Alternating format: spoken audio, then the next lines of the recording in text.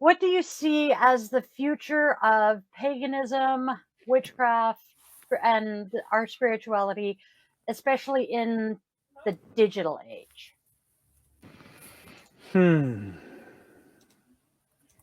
That's a good question.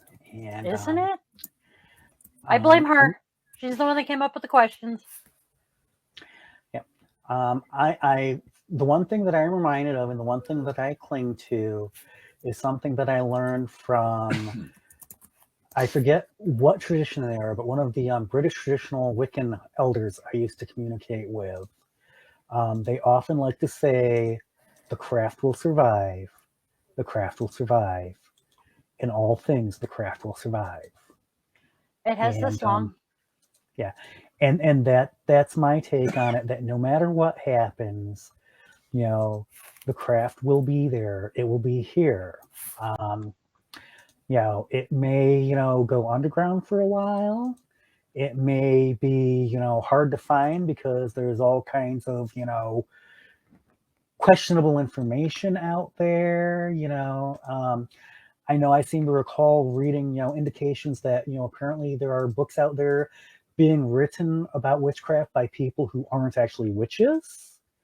And that's been uncovered that, none of the big names that but they're just, books out there, learn witchcraft, they're small books and everything. And it's like, and you find out it's like, yeah, this person was just paid to write the book. They don't really have any background, expertise, or experience in it. So you have things like that. You'll have some of the what in my opinion are the silly things on like TikTok. That will distract some Yeah. people. Um, but I believe that there will always be that core of people that will always seek something deeper and more meaningful, and they will keep things alive I tend moving to agree forward. with you. Now, having said that, I'm also not too harsh on the people who get, sidetracked by the silly things because that may be what they're looking for, and that's valid. It The goes back to this fluffy whole idea bunnies. that, pardon?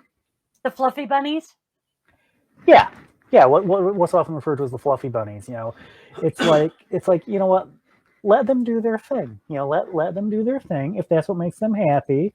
Because I do strongly believe that everybody is deserving of their own happiness and however they find that happiness and define that happiness, and they don't have to find happiness the same way I do. They don't have to find their fulfillment the same way that I do.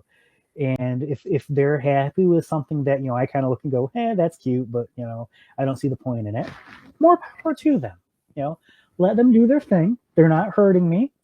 And I will say the one thing that I probably detest, beyond serious things like abuse and everything, the one thing that I detest is authoritarianism. Oh God, yes. When you start telling other people how they have to think, what they have to believe, what they have to do, I got a problem with that. And Yes. I don't want to become that which I detest. So that's my take. I know that the craft will survive. I'm sure that there will always be someone somewhere that is honoring Freya in some way, and that's all I'm dedicated to. Is I'm dedicated to Freya, and hopefully making sure that other people know about her and continue, and continue to honor her. And I am convinced that will happen no matter else what happens, and that's all I care about.